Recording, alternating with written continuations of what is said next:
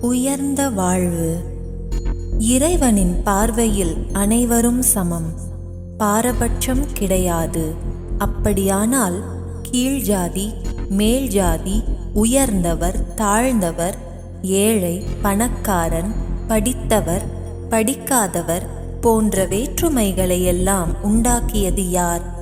மனிதர்களான நாம் தானே.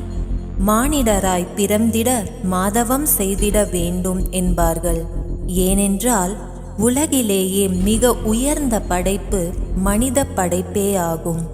நாம் அனைவரும் உயர்ந்த நிலையில் இருந்தால் வேற்றுமைகளே இருக்காதல்லவா?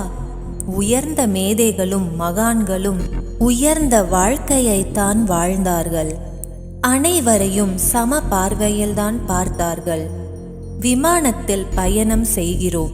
உள்ளே ஏறி அமர்ந்து வெளியில் தென்படும் மனிதர்களை பார்க்கும் போது உருவம், வர்ணம், இனம் போன்ற வித்தியாசங்கள் தெரிகின்றன. சற்று நேரத்தில் விமானம் மேலே எழும்பி ஆகாயத்தில் பறக்கத் தொடங்குகிறது. மேலிருந்து கீழே பார்க்கும் போது வித்தியாசங்கள் தெரிவதில்லை. வெறும் மனித உருவங்கள் மட்டுமே தெரிகின்றன.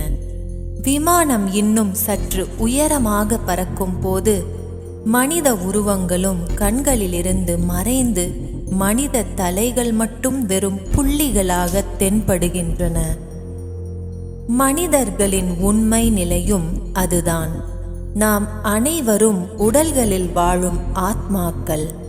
ஆத்மாக்கள் என்ற ரீதியில் நாம் அனைவரும் வெறும் புள்ளிகள் மட்டுமே. அனைவரையும் நாம் ஆத்மாக்களாக காணும் போது வேற்றுமைகள் நீங்கி விடுகின்றன. ஆத்மாவின் உண்மையான குணம் அமைதி, அன்பு, சந்தோஷம் போன்ற உயர்ந்த குணங்களே ஆகும். பொறாமை, வெறுப்பு, கோபம் போன்றவை மற்றவர்களை உடல்களாக நாம் பார்க்கத் தொடங்கிய போது நம்மிடம் வந்து ஒட்டிக்கொண்ட தாழ்ந்த குணங்களாகும். எல்லா நிலையிலும் நாம் அமைதியாக இருக்கத்தான் விரும்புகிறோம். மற்றவர்கள் நம் மீது அன்பு செலுத்த வேண்டும் என்றுதான் எதிர்பார்க்கிறோம். அப்படியானால் மற்றவர்களுக்கு நாம் அமைதியின்மையை கொடுப்பது சரியா? மற்றவர்களுக்கு துக்கத்தை கொடுப்பது நியாயமா? நாமும் அமைதியாகவும் அன்பாகவும் இருக்க வேண்டும். அடுத்தவர்களுக்கும் அன்பையும் அமைதியையும் கொடுக்க வேண்டும்.